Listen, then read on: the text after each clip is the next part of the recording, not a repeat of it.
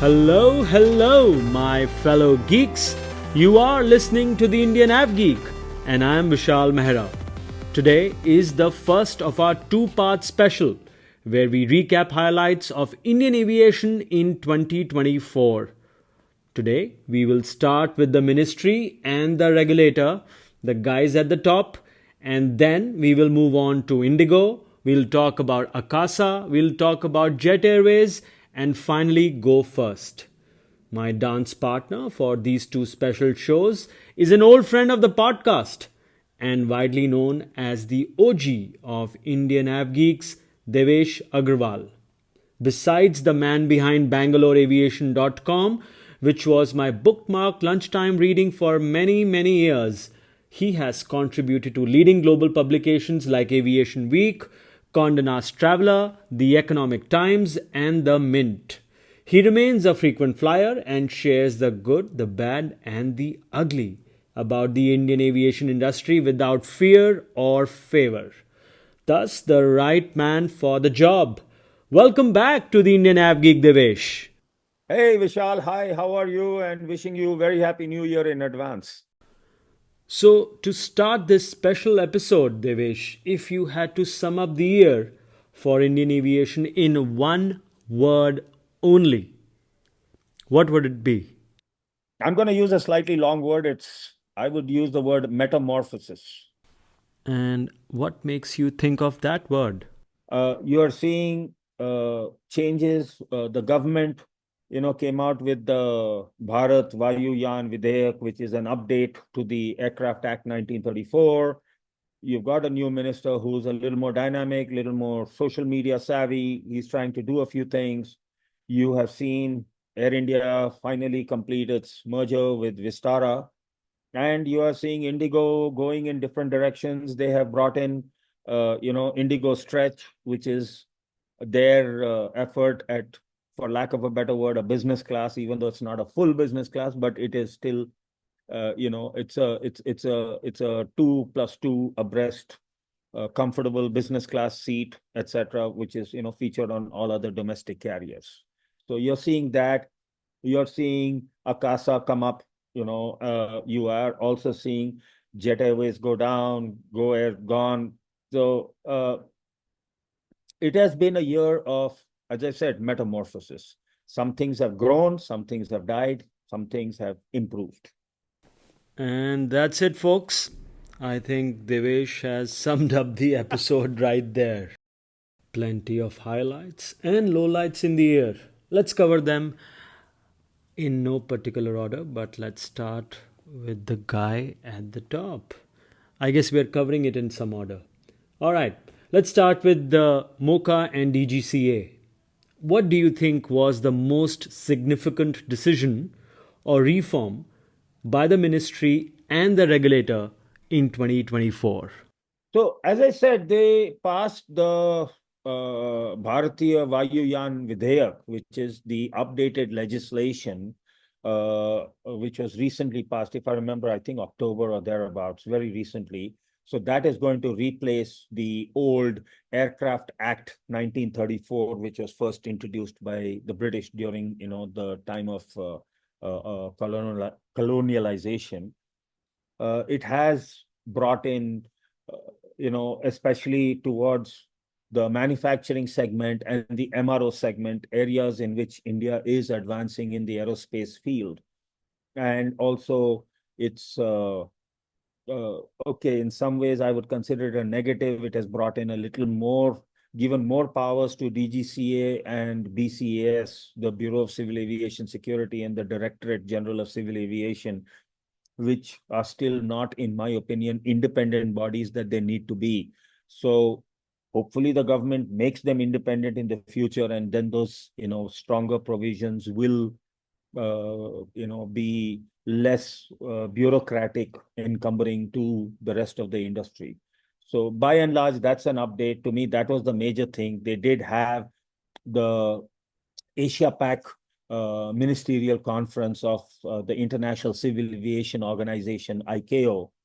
So there, they passed what's called the Delhi Declaration, and they're talking about, tighter sort of harmonization on regional routes and all that. But these are kind of statements that one has to see what is the action on the ground before one can really pass a major judgment on it, so to speak. You think there's still plenty of work to do for MoCA and DGCA in the coming year? Oh, absolutely. Oh, very, very much. I mean, even today, I feel that they just missed out the opportunity. You must have read just recently in fog preparation for Delhi airport. They are talking about erecting a German tent, which is one of those aluminum tents, those large tents they typically do at trade shows and all that. And I'm going, why the heck did you not use the opportunity to refine your procedures? They still today in India don't allow reverse boarding. Once a passenger crosses the last security checkpoint at the door and boards the aircraft, there is no procedure for the airline to deboard them and bring them back into the same terminal. They have to literally go back through arrivals and go back through the departure and then go through security all over again, do everything all over again. I mean, that is I'm very sorry. It is not utilizing technology that is available today. We are all computer. Everybody is, doing via the computer. You just scan your boarding pass. As post all these various bombings that occurred in the 80s and 90s and all, they had the concept of baggage reconciliation. All that is now done automatically in the system. So why is it that you don't have a process or a procedure written for a passenger to just go back, So, I mean, instead now you're going to have a German tent you don't need Jugaad, yaar. Come on, this could have been an opportunity for them to upgrade procedures and processes. I feel it's an opportunity lost. Hopefully they'll do it in the years to come. From the regulator to the regulated. Let's talk about our airlines and start with the big dog. Let's start with Indigo. How do you think the year was for them, Devesh? Uh, the year has been, again, I would use that word metamorphosis again. Indigo has it began the year with a really big bang. I think they made close to about 19 billion odd rupees or a very large number, 19,000 crores or something like that in terms of profits for the last fiscal year, the fiscal year that ended March 31st, 2024. In case you have visitors overseas, India's fiscal year begins on April 1st and ends on March 31st. So, the calendar quarters are one quarter ahead. So if I refer to, say, for instance, Q3 of fiscal 25, it is the July, August, September month of the year. So sorry, that becomes Q2, not Q3. It's Q3 calendar 24, but it is Q2 fiscal 25. And you can see that they went from a really strong profit. They went to, I think, a 9 billion rupee loss, if I remember, 980 odd crores.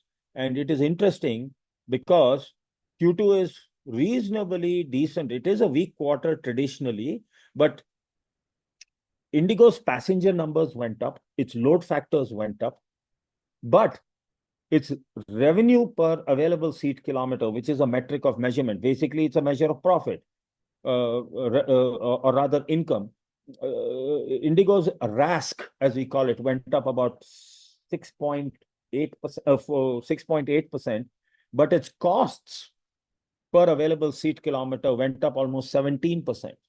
They lost 24 paisa for every kilometer, available seat kilometer they flew.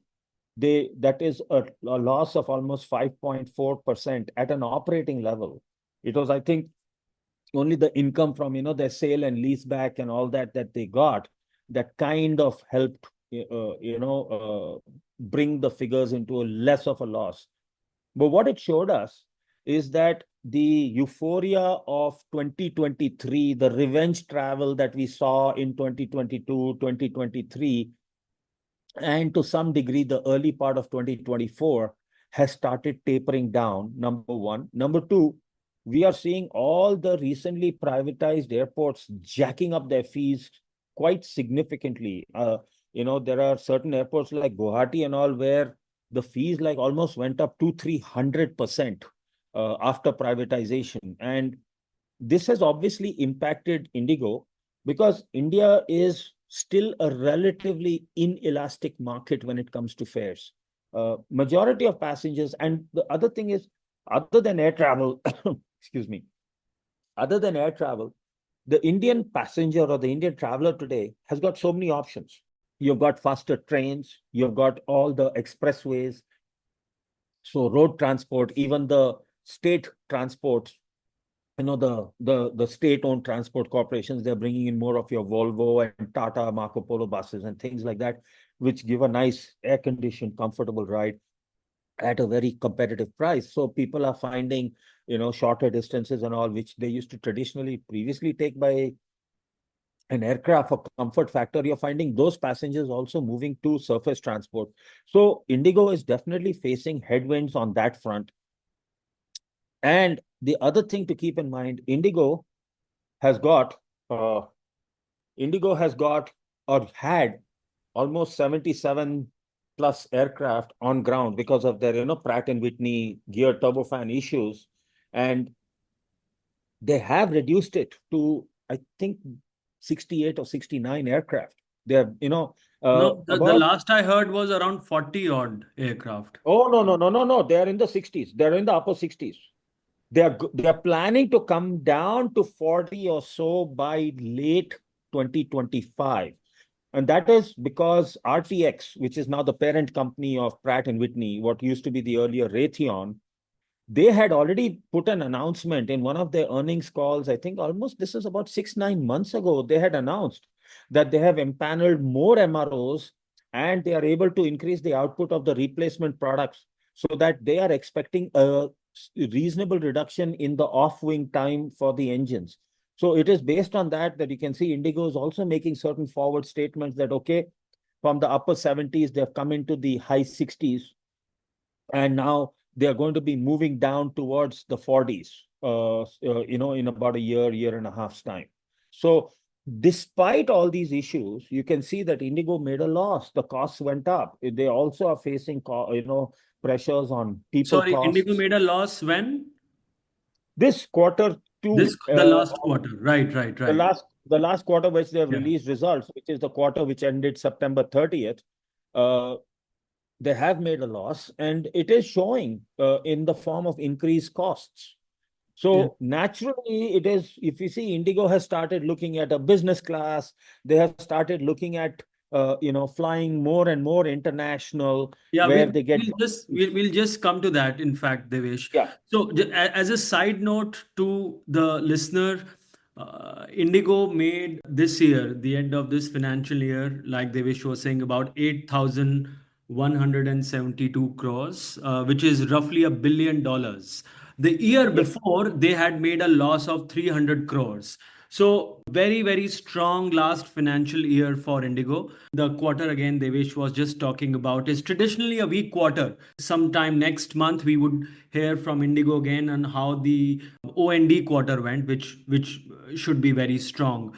But Yeah, that's the holiday quarter, what is going on right now. yeah, correct. But like you were saying, all the increasing cask has led to Indigo leading the charge as far as expanding international services, international routes that is concerned. They're already serving 34 destinations now. Yeah. They have placed their first ever wide body order. Finally, they have decided on the A350. So they will be, of course, flying long haul. What do you make of all that? Exactly, Vishal, as you rightly observed, you observed very accurately that, see, international is where they realize that the Indian market is kind of saturated. How many more places will they fly? Even the smaller airports or the small, the tier two towns have started increasing their fares. They are facing this thing. Up till now, let's face it, the Bombay Ahmedabad bullet train has not yet come up. Can you imagine what is going to happen to the traffic once the Ahmedabad Mumbai bullet train comes up? What is going to happen to air traffic? I mean, it's really going to die, so to speak. At least the Mumbai Ahmedabad sector is going to go for a toss. So airlines like IndiGo are very smart. They have very, very good people at the helm of affairs who have worked global airlines, and they're used to seeing trends overseas. They're used to seeing things happening, and they are adapting. They're definitely adapting.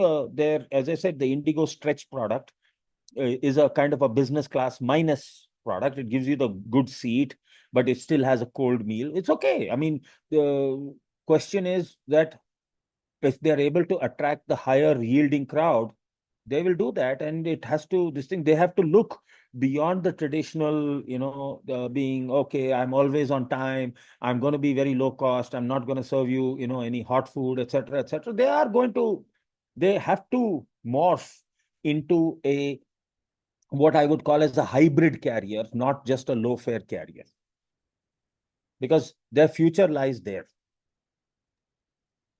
Their future lies there. Right. So, from an Airbus airline, let's switch over to a Boeing airline. Okay. Let's Okay. talk about Akasa. How would you Yeah. say 2024 turned out to be for them? I think if you really look at it, 2024 has been a good year for them, considering the kind of fiascos Boeing has gone through.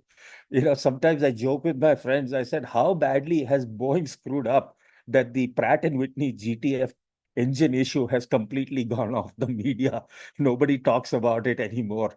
So, but I think they have done well. They've got now about what, 26 aircraft, if I remember. You are much more current with the exact numbers, but they are having a decent sized fleet. They have been given permission to fly international.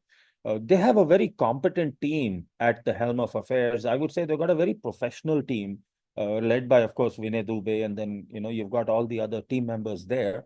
So I'm confident for them. My only concern for them would be with the demise of Mr. Jhunjhunwala, that requires them to be a little more. They have to put extra energy into finding funding and things like that.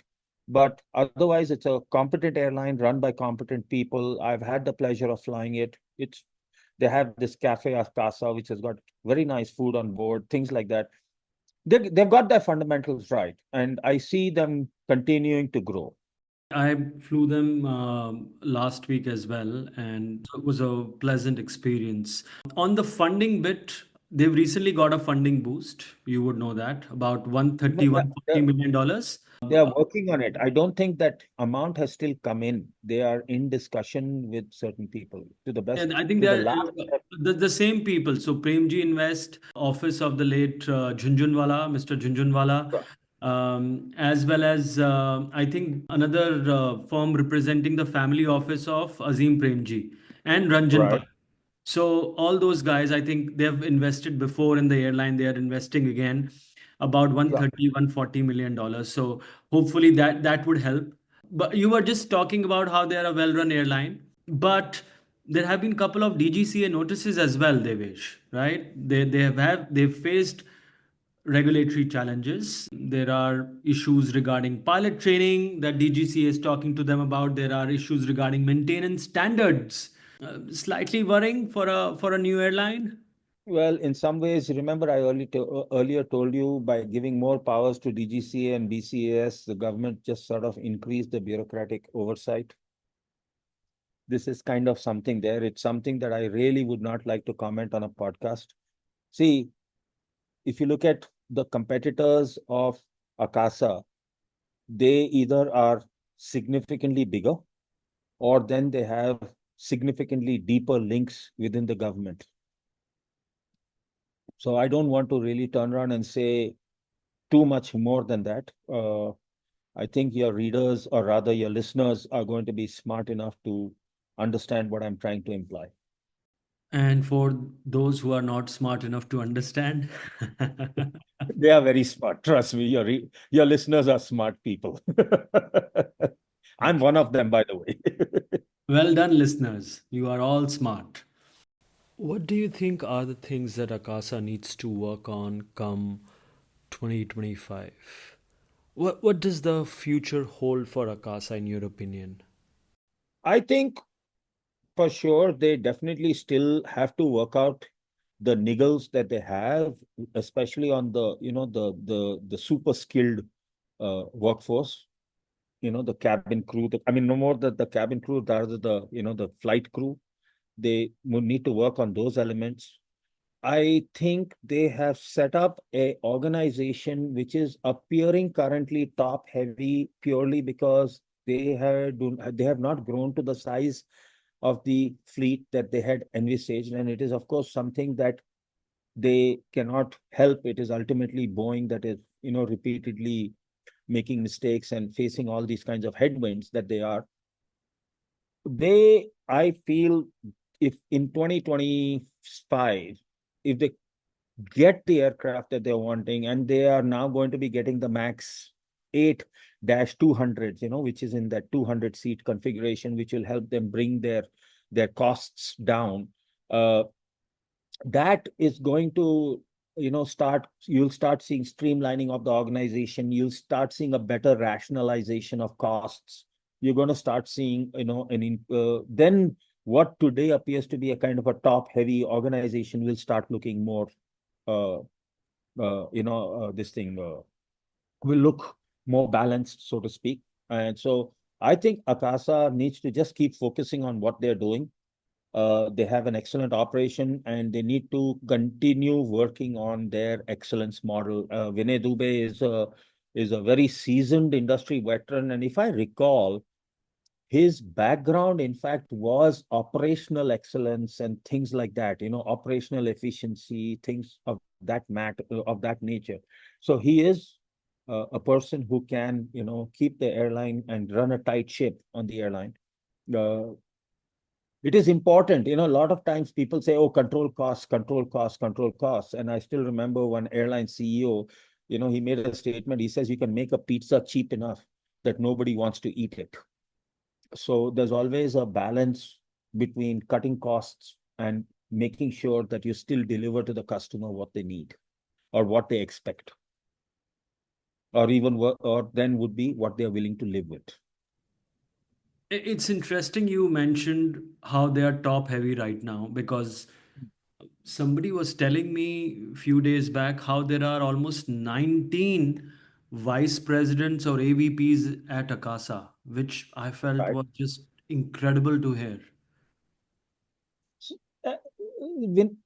Vishal, you've seen that, Akasa in a way has brought in a lot of the ex-jet folks. And in today's world, if you look at even today, whether it is Air India, whether it is IndiGo, whether it is Akasa, there is a paucity of aviation talent in India. We are just missing the, I don't mean any disrespect, but what I'm trying to say, look at Air India. They have not been able to, I don't know, I felt, I'm sorry, I wouldn't make that Yeah, comment. I I'll know go. what you're saying. Yeah. Yeah, see, to really turn Air India around at the speed that Air India needs to turn around, and you're talking of integration of 4 airlines, you're talking of integration of 6 different cultures. You know, you you need somebody like a Willie Walsh, you need somebody like a Alan Joyce, you need an Anderson, you need people who have got that global Maharati kind of level skills. And despite India being the largest growing the fastest growing aviation market in the world, we are the third biggest in the world. We are not able to pull in seriously top executives for this thing. There is a paucity of aviation talent in the country, and it is across levels. So if somebody has to be kept at a slightly inflated price right now because they have the talent, and you are going to use that talent, and okay, you had planned to use it in 2024, but Boeing didn't deliver me enough aircraft, so I'm not yet utilizing them to the full capacity. So be it. I mean, as Yeah, long as he's holding that's them together, that's it's been fine. their Yeah. that's been their other bane, right? They are not just getting the metal they need. Although in some ways, I think the pandemic worked to their advantage. They were able to quickly take the deliveries of the first 20-25 odd aircraft. Yeah, But the NTU, then which are of the Chinese carriers. yeah, but now it's because of Boeing strikes and quality issues and whatnot, it just has, kind of really stalled their growth. Do you think if Akasa executives could turn back time, do you think they would have chosen or they would now choose Airbus over Boeing, or they would stick to Boeing? No, they would stick to Boeing. Vishal, let me give you a very simple, let me give you a very, very simple uh, arithmetic. Just Indigo alone has ordered enough aircraft that Airbus, if tomorrow Airbus says, I'm going to deliver every aircraft I produce to Indigo, every A320 family series that I produce, I will deliver only to Indigo. It will still take Airbus more than a year to complete Indigo's order. Okay, Airbus is trying to reach 770 odd aircraft plus a month. And Indigo's backlog is what, close to 1,000?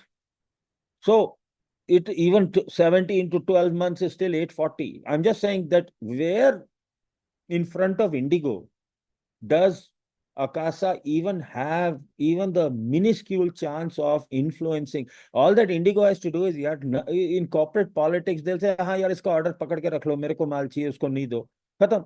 It'll, it is, why did Air India go to Boeing for the Air Asia, I mean, the Air India Express order? Okay, Air India Express was a traditional, if you recall, actually in the olden days, in the old erstwhile Air India and Indian Airlines, even after the merger, the Airbus people were considered IC or Indian Airlines people, and all the Boeing people were considered, Air India people, because Indian Airlines would fly the Airbus aircraft and Air India would fly the Boeing aircraft.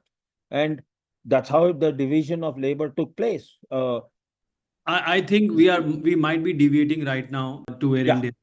We are saving that for next week, Devesh. Don't talk about Air India right now. Okay. Hey, you're the one who talked Boeing. So you think they would have stuck to Boeing? Hmm. They definitely, there was no other option. I mean, Indigo, as you said, yeah, he's not the 800-pound gorilla, man. He's the 8-ton gorilla. All I right. think as of today, Indigo is what, the sixth or the seventh largest airline in the world by fleet. They have already crossed 400 aircraft. And I think they're top three in terms of market cap. Might be slightly, I Yeah, think so, top three in market cap. right. They are definitely India's pride and joy as far as aviation is concerned. And it brings me immense pride to say that Indigo is an Indian airline. I Excellent. think all Indian carriers are India's pride and joy. Yeah. The other thing, Vishal, I'll just go back one step. You had Hmm. mentioned about, missed opportunities with the ministry and things like that. And I have a feeling the ministry is again holding back on giving, it's hurting Indian passengers right now because international traffic from India is growing. Domestic may not be growing as fast, but international is growing. And what is happening is that these guys are not giving any kind of landing rights, or they're not increasing bilateral capacities to airlines that really matter. And that is something that government either has to turn around and tell Air India and Indigo that, listen, we are going to give kind of unlimited rights to airlines for the next 2 years or 2.5 years or 3 years, and that will give you enough time to get into shape. Your aircraft will come by then, but till then we have to, they are not looking after consumer interests as much as they should, which is why you see airfares out of India are really high right now in comparison to everywhere else. There's an interesting point there, but we will discuss it next week. I want to talk to you about Jet Airways aircraft 777s lying on the ground and why Air India is not picking them up. But we will discuss that next week. Okay, now to end the first part of our special two-part series, I want to Yeah. acknowledge two airlines, right? I want to acknowledge two airlines which have left us, Jet Airways and Go First. Let's start with Jet. What do you think went wrong at Jet? And there's no chance of 9W coming back, right? No, Jet is in liquidation now. Now it's gone. There are no assets left. The moment if you see, I had in fact written an article almost about 4 years ago or more. I said government saving face or saving Jet Airways. And the minute they turned around and gave away Jet Airways slots, it was like distributing the family, jewelry, and it was chapter closed then itself. Okay, Jet Airways had some Boeing 777s and I think 737s or something like that. And even there, let's face it, the insolvency process and the insolvency professionals in India, they don't know anything about aviation, and they have gone round and round and round with Jalan Kalrock, and now, of course, their bid has been thrown out finally, and everything is like wrapped up. I still believe, I mean, I think I'm told that those 777s, which are actually owned by Jet Airways, and if you recall, they had the best first class in the world when they were flying. They were actually voted the best first class in the world. Uh, Somebody has, I think, bid for those aircraft, and in fact, those aircraft are younger than the legacy 777s that Air India is still flying. The VTAL series.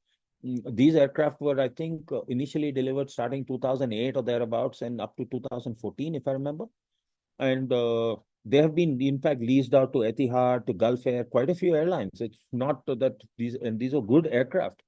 Uh, I don't know why Air India, I honest to God, sometimes, certain things at Air India just boggle my mind. I'm not able to figure out, because they have the same three-class configuration as the Etihad 777-300ERs. These are also 777-300ERs.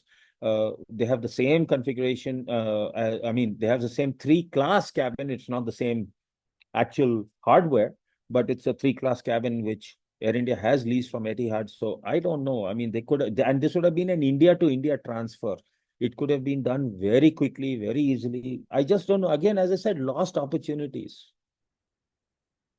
Go Air, again, same thing. You can see with Go Air slots going, the courts have now given the go ahead for aircraft to, aircraft are getting repossessed and they are getting flown out of the country.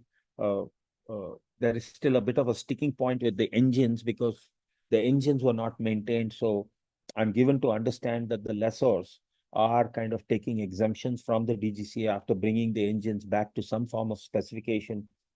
They'll typically take a kind of a temporary exemption that, okay, this engine is fit enough for what's called 2 cycles, 2 takeoffs and 2 landings or something like that, so that they can fly them out of the country into an MRO and then do a, more elaborate kind of this thing. But hey, A320neos fitted with GTS, once they get functional, there is a requirement everywhere for these aircraft. So they are going. Go Air is left with nothing. If anything, the people who have got sort of, sorry to use this language, but the people who have got hosed in this whole deal are the employees.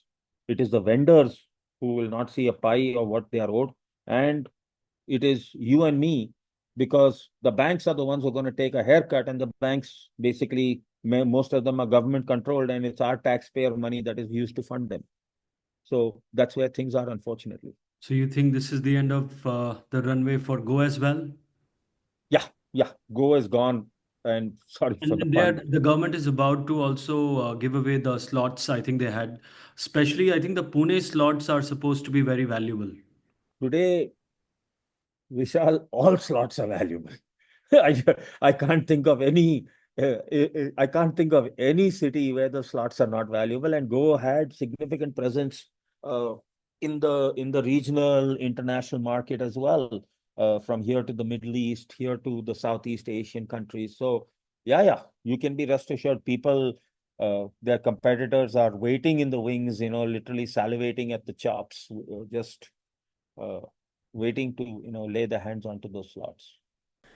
As expected, this has been very insightful, very informative, Devesh. Thank you very much for taking out the time. But you have to come back next week. Thank you so much, Vishal. Thanks for having me. And that brings us to the end of part one of this special year ender. Also, episode number 20 for the Indian AvGeek. Wow. Next week, I will sit down with Devesh again and we will talk Air India, SpiceJet, the regional airlines, Boeing, Airbus, and of course, the major airports of the country. Meanwhile, do not forget to take out few seconds, rate us, leave us a feedback, and follow the show, whichever app you're using to stream this. We are available on all major podcast apps. And with that, I wish you a Merry Christmas and happy flying, my friends!